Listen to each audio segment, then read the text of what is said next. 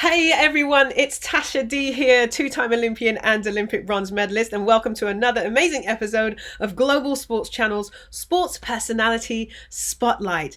And I have a fantastic, utterly amazing, true life Wonder Woman on today's show today. So I don't even want to waste time. I want to get straight to talking to her.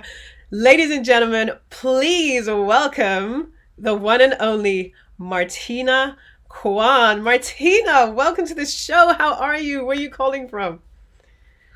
I'm so great. Thank you so much, Tasha, for having me on. I'm here in Los Angeles, and my name is Martina Kwan.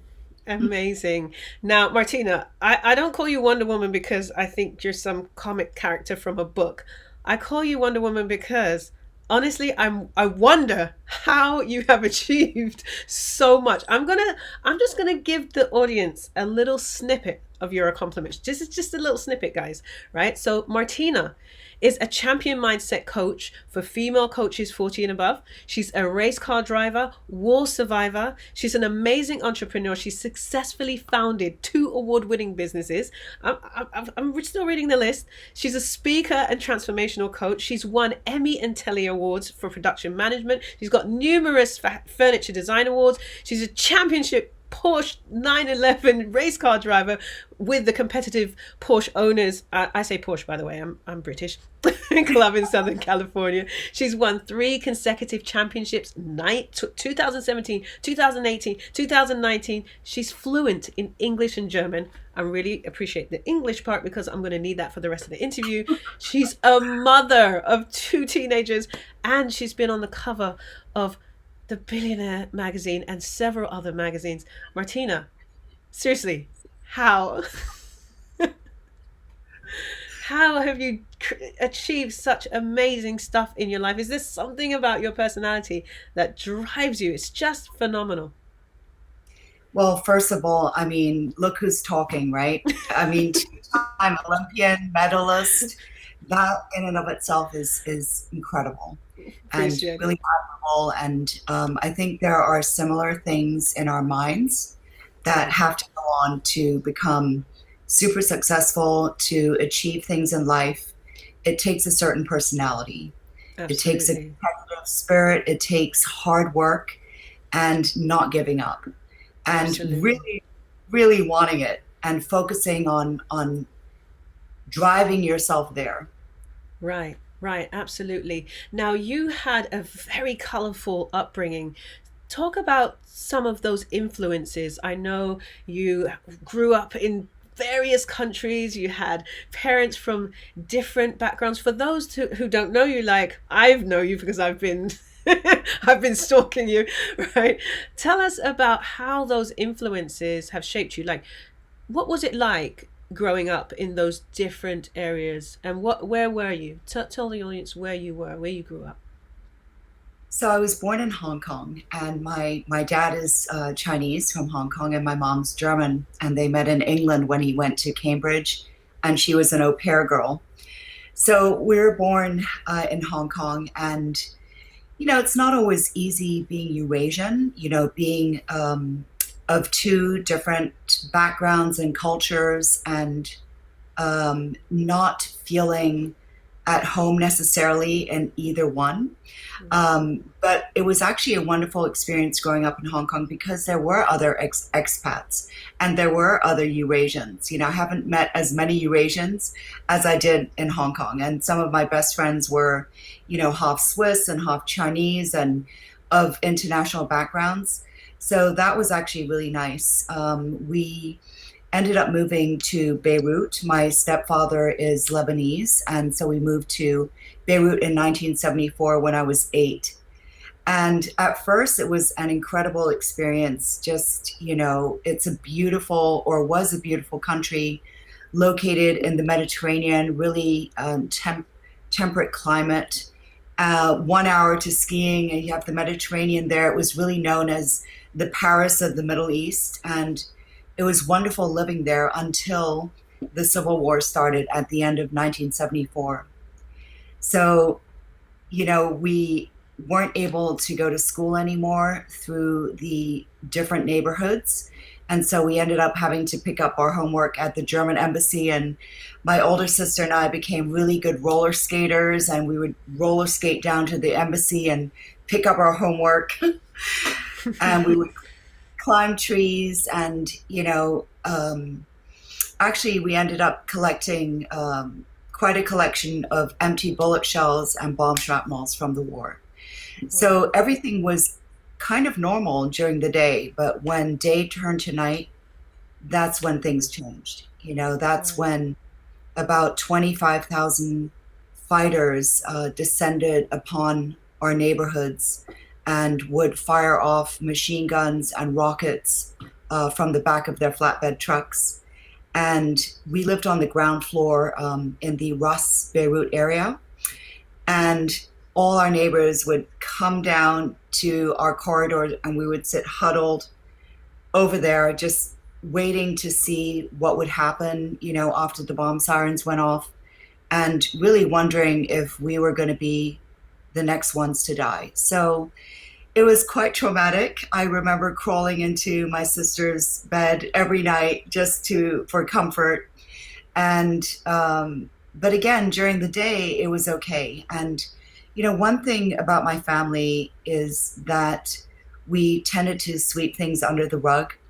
So I really never really realized the impact that the war had on me until last year, when I had to drive a race car that whose sounds reminded me of the hissing and popping sounds of particularly the rockets being fired off and exploding. Wow. Wow. So do you feel like you suppressed that during that from childhood till now? Well, I thought it actually made me incredibly fearless. I was pretty independent already in Hong Kong, but I think the war and just having the independence of roller skating. Again, my sister was 10, I was 8, and we would just roller skate by ourselves, jump stairs, and we kind of had a lot of freedom compared to what I would, for example, allow my children nowadays. We would Right. go to the American University of Beirut and pick up, climb trees, and then we would have bags and pick up these empty bullet shells. I mean, that would never happen today. But so, yeah, I thought it really made me so fearless. And one of the techniques I use to get over my fear, especially at night and then during the day, the mornings, was daydreaming and Right. imaginary play with my Barbies and my horse Barbies. And that was my escape. And so I like to tell, especially young kids who are going through troubles at home or things that are beyond their control or really hard to think about or deal with, is that daydreaming actually helps you visualize your goals for the future. It helps you, first of all, um, not think about the situation, deal with the situation, and think about things that you really want to achieve in life. Right. So was that something you realized from a young age, or did that develop as you got older? Because I'm wondering, like, as you started to move away from the war and things started to change and go back to normal, did you already had you already started to establish your own ambitions? Yeah, so one of my big things as a child after Beirut was horseback riding. And so I had been daydreaming about horseback riding and becoming this great rider when I was playing with my Barbies. And lo and behold, we moved to Germany as refugees in 1976 because of the war. Hmm. And we never moved back. So we left everything behind and we moved to my mom's hometown in Hamburg. And I started horseback riding and really became this avid horseback rider. There are so many different examples of daydreaming. I also then used to dream, now that I had achieved becoming a horseback rider, I started dreaming about this beautiful multi-million dollar house that I envisioned in my dream and later then owned in several places. So, Wow. it's definitely important to visualize your dreams and your goals and especially where success and money are involved, right? You have to think of Right. yourself in that successful position, and that's how you achieve it. Right, absolutely, and I can relate because I know in 2008 when I was going for the Olympic bronze, I especially like when it was time to get to the actual qualification, I was just going over and over in my mind what I wanted to see. But I wonder because I do bump into quite a few people who will say, I can't imagine it. I don't know what to picture because they've never had any sort of success on that level before, so they feel like they can't imagine. What tips do you give to people who feel like they can't imagine the thing they actually want, or they're not even sure how to dream like that? What kind of tips do you give people like that? Well, first of all, anything's possible at any age. And so at the age of 54 years ago, I decided I'm going to become a race car driver and I want to become a champion race car driver. And so, a lot of people, and including myself, before I decided that I would do it, was like, don't be ridiculous. Several people had approached me, why don't you do this? I want to make you a champion. And I was like, I'm a mom and I'm a business owner. So it really wasn't in my frame of mind. So it really has to enter your mind and think that anything is possible, because really it's all about you and whether you want to make it happen. And of course, every goal starts with a big goal. So I want to become a race car driver. And then each year, 2017 was my first year, I said, I'm going to become a champion. And what it means is that you have to have basically first place in every track event that you go to in order to accumulate what you need to become a champion. So it starts with a big goal, but then you have to break it down into smaller components that are achievable. You know, Right. you, you can't reach the top goal unless you put in the work, just like with you, with, going to the Olympics. I mean, there was a lot of daily work and mind work that I'm sure went into it. And the other thing that I think is incredible is that we were both in the Beijing Olympic Stadium. Really? I did not know that. Yeah. When were you there? So last year, when I was invited to drive the Celine in the GT Blancpain GT World Challenge, I was also invited to fly to China in July Wow. and perform in the Bird's Nest Stadium in front of 25,000 people. So Wow. we practiced for 4 days, and I couldn't believe the first time I walked in. It's like, wow, this is the Olympic Stadium, and these are the Right. dressing rooms that you were in as well. Right. Right. It's a huge but a small world, right? Yeah. Oh my gosh. So, with your visualization, I kind of want to go back there a little bit because it is so, I think this is something that people really miss out on because it's something that you just have it there. With your visualization, I know there are people who say, be realistic, smart goals, attainable. How does that factor into how you decide, because as you're saying, anything's possible. How does that factor in how you choose what's possible, or do you literally feel like anything's possible? How do you balance those two out? Because like I said, so many people will say, well, you got to be realistic. If you've never run before, you're not going to be in the Olympics next year, or that kind of thing. How do you balance that out so people can know how to structure their goals? Well, the only way to really find out is to practice. And so it's just like practicing the piano scales in race car driving, for example. So breaking down from the big goal of winning the championship and then having to win the first places each time you go to the racetrack. Before that comes the practice, not only in the car, but in your mind.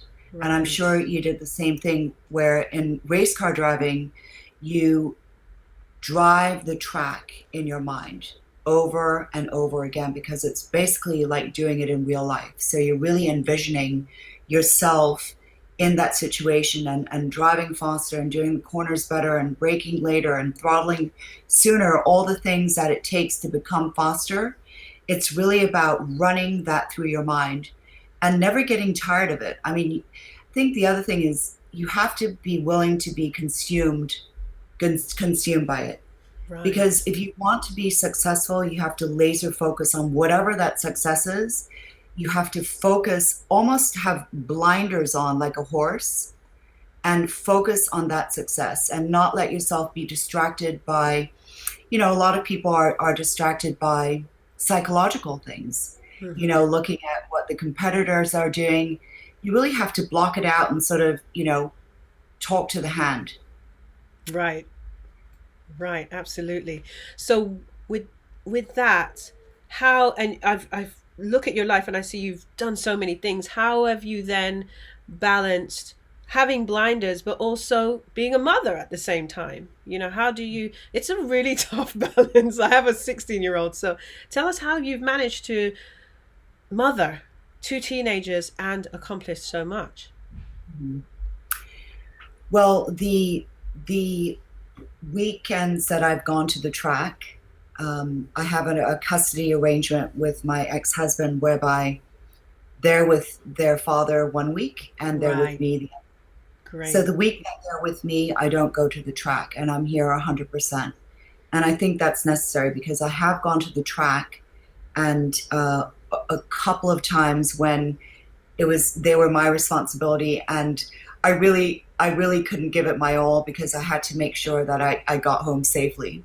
So Right. the key is to create the space that you need, as a mother, as a business owner, as a race car driver, to be able to do all those things. And I do believe that as women, um, we are somewhat better at multitasking than men are. So I believe it is possible to balance the two, but it's not easy. So it's important to carve out the time and the space in your mind to allow your mind to have what it needs in order to win. Right, right. Amazing. That really kind of indicates to me that your skill set in balance and managing and organizing your time has to be at a really high level. Have you found that to be the case with most successful people, that they know how to compartmentalize things, and where did you learn how to do that, and what advice would you give people to learning how to do that so that they can achieve as well? Well, I believe, you know, again, wanting to be successful really comes from yourself. And Right. also, to a certain degree, the pressures that others put on you. For example, your parents. So, my mom is German and my father is Chinese. Right. So, there were certain expectation levels of professions and how well you do and how successful you are. And Right. but more important than that, it was important to me, because I Right. am super competitive. So I want it to work for the best companies always. I want Yes. it to be the top employee, the top performer, the top this and top that. And I want it to win awards. And that was important to me. And sometimes it isn't easy to balance. I mean, I have to admit, when I first started my career in New York City, I was a total type A, type A person. And in New York City in particular, it was sort of, if you went home at 8 p.m., people would laugh at you and say, "Oh, what are you doing, half a day?" Right, right, right, But it actually was an incredible place to start because there are the best performers in the world, in the business world, in the finance world, in the accounting world, in Wall Street. As entrepreneurs, are a lot of them are in New York, so it right, was a great training ground. right, right. I want to go back a bit to your adventures with race car driving. You said 4 years ago, at 50, you decided that that's what you wanted to do. Where did that come from? Well, my old company had sponsored since 2011 a track day with a FF&E purchasing company at Pikes Peak International Raceway. And so every year in April, we would go for 2 to 3 days, and it was the best and funnest networking event. I really enjoyed it. I look forward to it. We sponsored the event, and I loved it. And so the head driving instructor there had mentioned that he thought I should train with him and become a champion. And I said, don't be ridiculous. First of all, that company's in Colorado. And second of all, I was a mom and business owner. So Right. at that point, I really didn't think it was possible. But in 2015, I started going to the Porsche Owners Club. My first event was January of 2015. And I remember walking into a room full of men, but it really didn't daunt me because I've worked on Wall Street and was used to male dominated environments. And what I have to say is that it changed my life. Well, the drive there was such an escape. And I think a lot of mothers feel the same way, where when you get in your car, that's your only time when you have peace and quiet and you can think. And, honestly, my marriage was on the way out already back then, longer than that from Miami on. And it really gave me time to think, and I really started enjoying going to these track days. I didn't go as much. I only went to a few in 2015 and in 16 because I went on a lot of business trips to Dubai and Abu Dhabi. But it really kind of was starting to get in my blood. And I did a vision board with a friend in, I believe it was April of 16, and on it said female racer. Right. Wow. And then the person who is now the love of my life, Dwayne Dement, sent me a picture in 2016 of an all female racers clinic. That also, I think it's important to have role models, and Right. seeing women before you do something really encourages you. So that's become one of my passions, is to encourage other women to come to the racetrack, whether it's to become a race car driver or just to feel more comfortable and be better drivers. Right. I love it. I love that. So I want to talk a bit about that whole passion with racing, but then moving that into other areas of your life. Like that strength that I see seems to run in other areas of your life. And like you said, now you're using that same platform to help women. Where is your passion for helping women in particular come from? Obviously, we're both women here, but not everyone's Mhm. passionate about helping women. Why has that been a passion for you? Where did that come from? Well, in particular, in New York, when I first started my career in accounting, there weren't many female managers and certainly no female partners at the time. Right. And the female managers that were there were not there to help me or the other women. Mm, And I've seen this time and time again. And even nowadays, when people talk about female empowerment, I feel that there's a lot of people are more interested in self promotion rather than promoting, really helping other women. And I really want to help other women, both in my champion mindset coaching business for female coaches over 40, and female drivers and drivers in particular, but especially women, and truly include them. And I've co-founded with Dwayne Dement DK Racing School, and we've had three precision driving schools, and in each one we've had female instructors come. And I'm all about holding those women up because I admire them, and why not say it? You right. know, I truly want to embrace other women, not only following in our footsteps, but the ones who are already there, and I believe that there's room for everyone, and yeah. Absolutely. And I know you created the fast and fearless formula. Tell me about that. Yeah, so it's pretty incredible. So I love to help women, and in particular women in their 40s and Right. over, because we've all been through similar things at this point. Once you reach 40, a lot of times our marriages don't work out. We have children, Right. And we want to start a coaching business, but people don't know where to begin. And there's a lot of competition, there's a lot of conflicting information, there's a lot of talk out there. And just like with my race car driving, I wanted to create a very simple and straightforward system where these women are able to attract high paying clients. And what it starts with is these women themselves. Right. So I have a pretty extensive interview process where I really like to get to know the person on the phone before I invite them in, because they really have to have what it takes.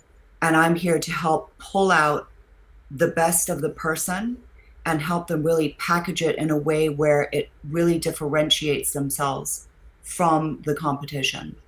Right. So I've really enjoyed, I do a lot of one-to-one as well as group coaching, and it's been really rewarding. I love working with these women. Right. And I think in a sense, even when you have paying clients, there's just the giving back and the taking what you've learned and then being able to impart that upon other women is just like you said, so rewarding. How do you find that giving back? Are there other, I see you do lots of things online or different things that you've done to give back. What is what is that whole process like for you in just making sure that you do everything you can in that sense? Well, I really enjoy, again, working with women. Yeah. I get a lot of reward out of seeing them become more confident, whether it's the female coaches or Yeah. the female precision driving clients. You know, where they arrive at the track and they're nervous and they're not sure. And I want to eradicate the feeling of uncomfortableness that women have when they go to the track.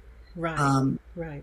I want them to feel comfortable, and I want to teach all the different aspects in a calm and succinct voice. And, you know, women, first of all, women and men have different ways of thinking and different ways of learning. And PET scans and MRI technologies have shown that. So I believe it's also important for women to teach women. So that's Right. why we have female instructors as well as myself teaching the women who choose to come. Right. Amazing. And I know I'm going to ask these questions because I know there are probably people watching who might feel this way. And they're looking at you and they're like, man, she's so tough. She's so amazing. I couldn't do that. I couldn't be like that. I would crumble if I had to go through that. You've been through wars, you've been through divorce, you've mothered children, you've built businesses. And that takes, like you said, some real toughness. But I know there's moments where you're soft, where it's emotional. So, what techniques and what things do you use that allow you to be a woman, experience everything you experience, go through all those emotions, whatever it may be that you experience with divorce or war or all those tough trials and tribulations in life, but still be able to stand up, dust off, and keep going? What is it that somebody else could take from that, even if they feel that they're not strong, that they can draw from you and your strength? Well, it's actually a very delicate balance not to appear too strong, you Right. know. Then there are labels that people label you for being too strong, or they call you names perhaps. So there's there's definitely a balance. So, you know, in business, in race car driving, in whatever it is, you need to be strong, you need to be a role model. And I always have believed in the tough love methodology of teaching, because in my view, you know what, don't make excuses.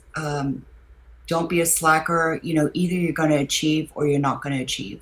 It's Right. whether you want to put your mind to it. And I've learned the best from my teachers, including my childhood riding teachers in Germany, who had a very tough love approach. You know, Right. Even Dwayne DeMent has been my coach for the past 4 years, and he has a tough love approach. So actually, the less he says, it's like, oh, okay, you know. Right. The better. Yeah, but it works. I believe it works. But it is important as well. We are women, and I have feelings, and I am very loving and very affectionate. And I mean, I could go on and on about Dwayne, but that has its separate place. But I Yeah. do believe that it is important to have, the love for your kids and the affection, and there's a certain amount of tiger mom in me with Right. them because of the Chinese background. But at the same time, I realize that each child is different. And so it's also in life about just assessing the situation and assessing what the other person needs from you, and not sort of using a one off approach for everybody, because everybody's different and every child's different. And, it's important to be sensitive to evaluating any situation that you're in, whether it's in business, whether it's with your friends, to be sensitive and to listen to different cues that you're getting in order to respond in a sensitive manner. Right. So talk about that. Talk about you said you're a tiger mom. So talk about that. Talk about how this tough love and how what some examples of how you balance and how you put your philosophies and instill your values into your children so that they can become phenomenal women, but without, like you said, being overbearing. What are some examples of how you do that with your teenagers? Because that is a very tricky time period. It really is. So, with my older daughter, who's now almost 17, she was always an A student, and I really was quite the tiger mom when we lived in Miami. And, if she got an 89.9, I would say, are you kidding me? It should be an Right. A. Right. Right. Then I realized that my younger daughter had some auditory processing issues and wasn't able to study in the same way that my other daughter was. And that really changed me completely. And I realized that I wasn't able to be a tiger mom, and I had to be understanding and also realize that I'm not going to follow in my parents' footsteps where they really wanted me to be either an accountant, a doctor, like the professions that were acceptable, and that every child is different. Every child is beautiful in their own way.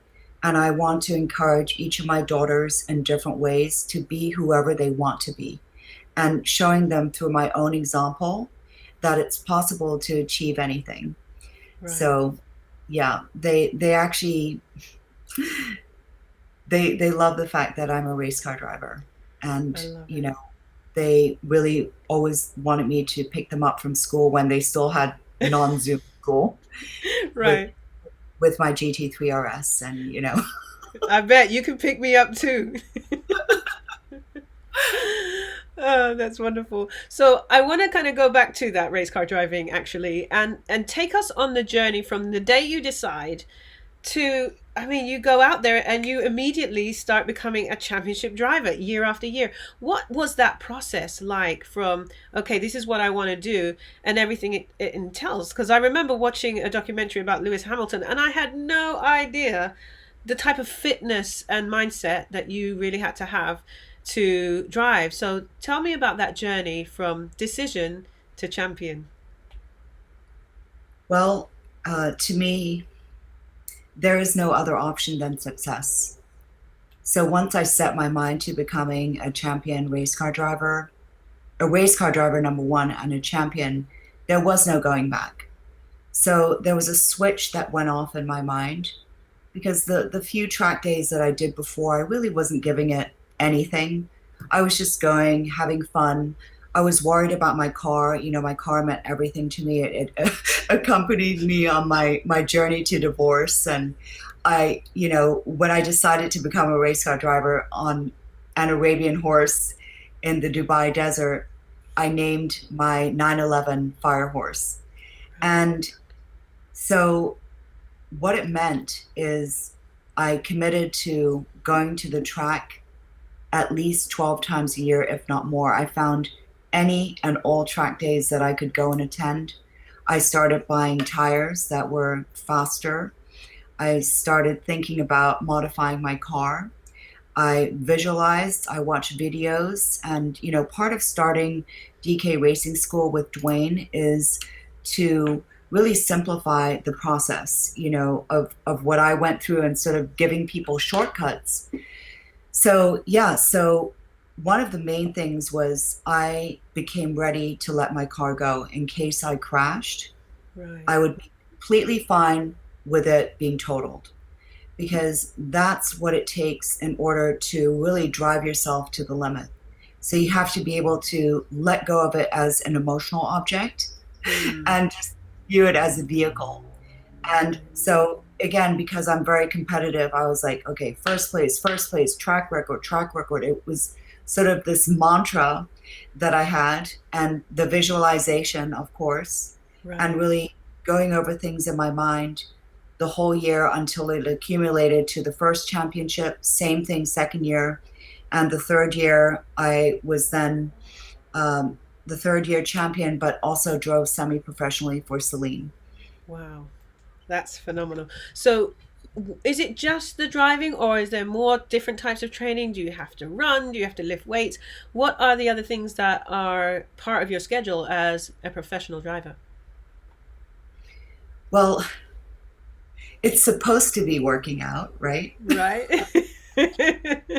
I won't tell if you don't tell. I'm not a huge fan of working out. I should work out more.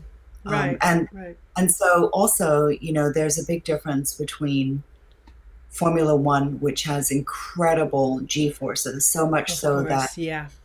still hasn't been a woman driving, you know, at let's say Lewis Hamilton's level, certainly not, Right. because of the physical limitations that a woman has in her body. Although in her mind and in terms of other sports car racing series, I believe there's no difference between a man and a woman, and a woman should be able to drive as fast as a man. So on a higher level, um, a, a woman would certainly have to work out as hard as a man, and in order to really, be able to sustain, especially in those long endurance races, Yeah. uh, yeah, the effort that it takes on your body. Right. Right. So, what is your aspiration with driving now? Where are you at with it? What do you aspire? I mean, you've won three now. I know COVID has kind of thrown a spanner in a lot of sports persons' lives, but what do you aspire to now? Right now, I'm focusing on DK Racing School and my Fast and Fearless System group coaching Yeah, program and my one-to-one female coaching clients. right, So right now, I'm probably not going to be racing this season. I'm not sure yet. I have to decide, but it's not the priority anymore. And so I think, right. you kind of hit the nail on the head. I've achieved three championships, drove semi-professionally at a higher level, and it's sort of off my checklist now. Right, right. Like on to the next amazing thing to do. Yeah. Right, right. So what is the next thing? You said you're gonna do, you're focusing on your coaching. If somebody wants to, if get into a predominantly male industry, what's your advice for them? Because I know there can be so much pushback. And did you experience a lot of pushback, or did you just know, there weren't a lot of women around, or was it something that was really in your face that maybe you're not welcome here? What was that whole experience like, all the way from high end business before you started driving to driving? How is that experience, and what advice do you have for other women venturing into careers of that nature? I've always loved working in male dominated industries. I don't really care whether it's men or women. In fact, sometimes it's easier to work with men than women. Right. Uh, so Yeah, I think it's again in your mind. You know, you Right, don't let anything hold yourself back. Yes, there are fewer women in many industries, but that should not hold you back whatsoever. You know, right. either you do it. One thing about racing that I do want to say is at the higher level, it's not an inexpensive sport. So if somebody wants to take it to the next level, the fact of the matter is there are hardly any professional paid drivers. A lot of the Mm. drivers are gentlemen drivers or gentlewomen, if you will, and they bring the Mm. money to the table. So that's something that I didn't really realize. So it's not a dream that I would encourage young people to go after because it does take a lot of money and it would probably be barking up the wrong tree, honestly. Right, right. I've had several young people ask me, and I'm just going to be honest with them.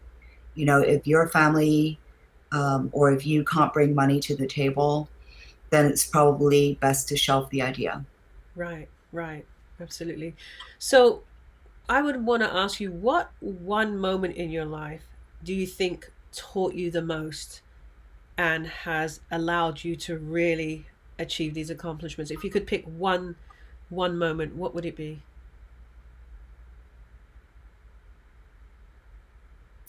It's just my inner will and determination.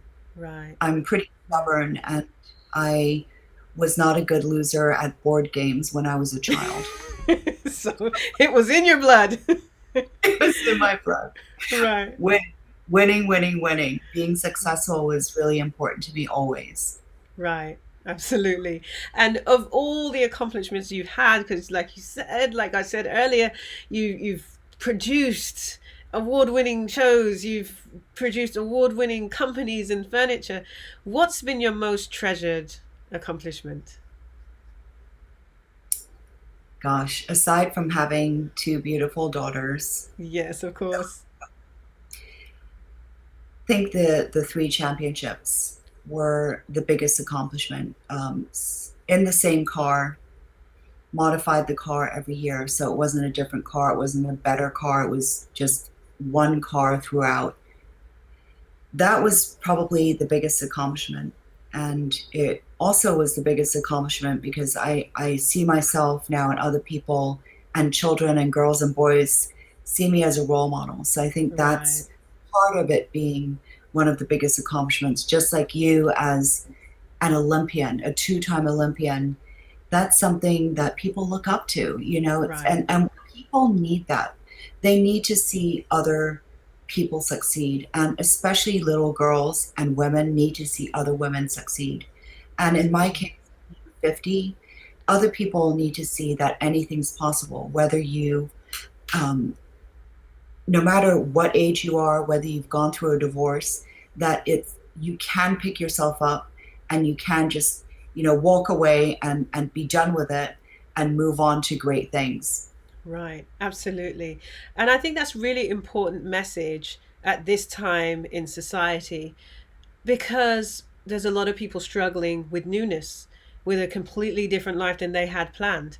And like you said, with divorce, you had a plan that you were going to be with that person forever and it doesn't happen. You have to create something new and you have to be okay with that. So I think that's a really good message that you're sending there, is be an inspiration and move towards that amazing goal. So I just really appreciate having you on here, and your amazing inspiring story from war survivor to championship driver is just phenomenal and amazing. So I want to just do a little fun thing with you. It's just a quick fire questions that I'm going to have you answer. So here it is. Race car driver or horseback rider? Race car driver, English or German? English, Android or iPhone? iPhone, Vegetables or fruit? vegetables, Night owl or early bird? night owl. Okay, wonderful. One last question. What do you want the world to know? Anything is possible. Really, Absolutely. anything is possible. Absolutely. Martina, I am so, so, so, so, so thankful for having you on. If people want to find out more about you, follow your career, follow your businesses, follow whatever you have going on now, because I'm sure there's plenty more to come. This is just the beginning. Where can they find out more about you? Primarily on Instagram is at Martina Kwan, MartinaKwan. If you'd like to email me, it's info@martinakwan.com. So those are probably the two best options. Awesome. Thank you so much. Martina, it's been such a pleasure getting to know you more. I'm sure our audience are going to be fascinated by your story. So I just thank you so much for coming on today and taking the time with Global Sports Channel. Thank you so much. It's been a pleasure, Tasha. My pleasure. All right. Bye bye. Bye. There you have it, folks. The one and only Martina Kwan, from war survivor to race car driver. And like she said, anything is possible. So I hope you took some nuggets and enjoyed that interview as much as I did. Such an amazing, phenomenal woman. And I'm sure you men out there are like, yeah, I believe it too. Right? So I've just had a real good time talking to her and really seeing what it means to be a strong individual and determined in your goals. So I want you to think about what the one nugget is that you picked up from that interview today. And I want you to make sure you like, share, and comment. Let us know what was your favorite moment or your favorite saying or something that's favorite gem that you got from that interview, and comment on it because we like to connect with you. Again, it's been a pleasure having this time with you. This is Tasha Danvers for Global Sports Channel's Sports Personality Spotlight. I'll see you next time.